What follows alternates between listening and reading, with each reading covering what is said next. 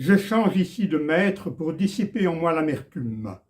Les choses sont comme elles sont, le détail n'est pas l'important.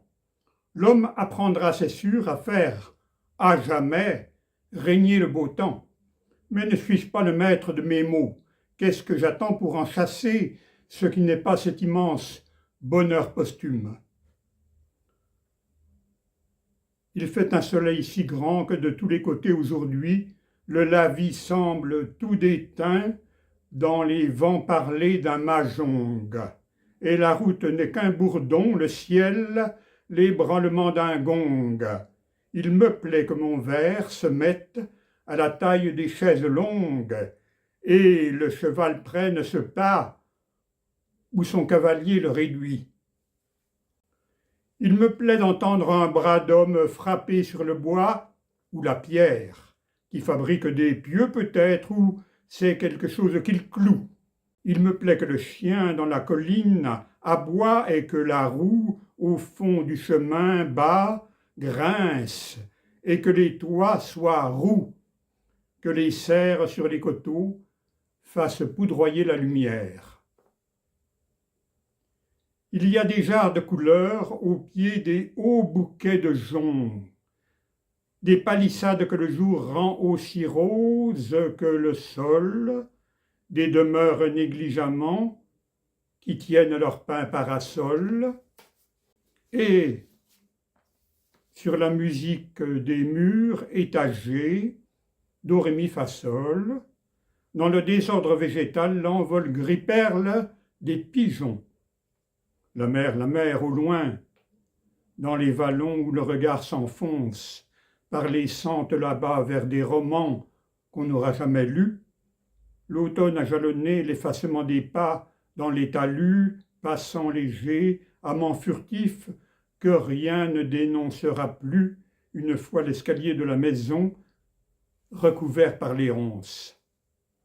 Puis, par les brumes des monts bleus que perce un regard d'épervier, on voit dans le feu blanc se soulever une épaule de glace, tout au fond du paysage où la nue et la terre s'enlacent. Et d'ici, je contemple l'Alpe, et sur mes cheveux, ma main passe, car c'est la saison qu'à l'envers montre ses feuilles l'olivier. Et les platanes avec qui dans les feuilles jouent-ils aux cartes? Est-ce avec vous, beaux amoureux, sur les bancs assis les premiers?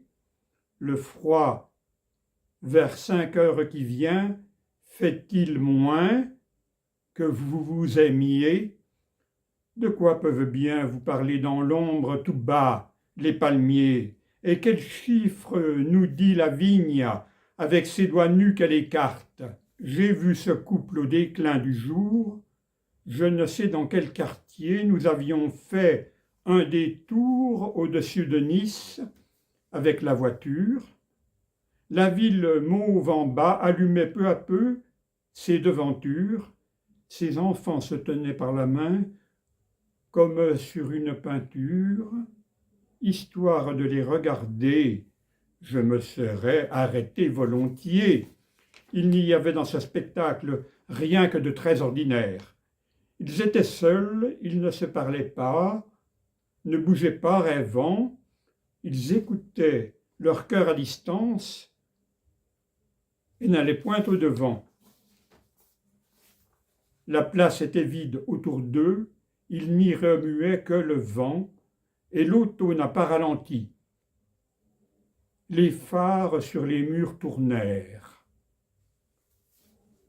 Tout le pêle-mêle de la côte et les femmes qui parlent haut, les motos dans la rue étroite et les œillets chez les fleuristes, les postes blancs d'essence au bord des routes remplaçant les Christ, l'agence immobilière avec son triste assortiment lettriste, dans le va-et-vient, le tohu-bohu, le boucan, le chaos, les fruits confits et les tiroums, les autocars, les antiquaires, des gens d'ici, des gens d'ailleurs, qu'est-ce comptent-ils, qu'est-ce qu'ils croient?